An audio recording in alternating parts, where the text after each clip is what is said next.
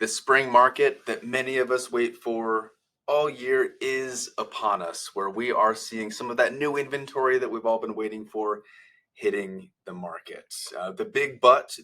However, one of the primary features of the current market is that inventory, the increases that we're seeing there are much lower than we typically see this time of year. Over the last month, about every week, we see just a couple percentage points increases.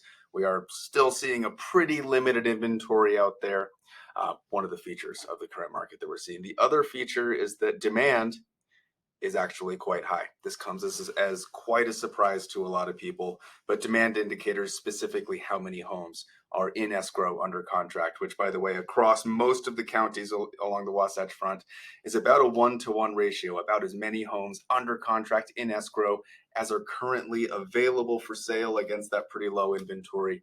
And sales volume, how many homes actually sell every 30 days, we're actually seeing some pretty high volume, actually pretty close to the low end of what we saw during the mega boom of think early 2022 and early 2021. So where I'm going with all this, with across all of the counties seeing inventory of, if you like measuring absorption rates, of less than 2 months, we do have a seller's market right now.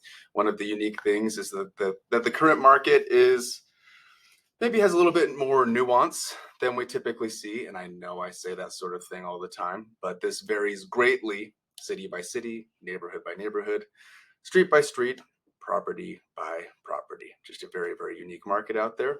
But primary features: low inventory, relatively high demand. Homes are selling at a much faster clip than most people realize. So kind of a fun message to deliver. Of course, if you are having any thoughts of selling and or buying, a lot of people like to do those at the same time. Most people doing that like to do that without moving twice. It might be worth having a casual conversation about what is and what is not possible in the current market and some of the mechanics involved in making your ultimate goals happen.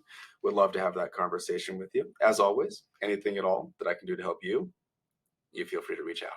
Thanks so much.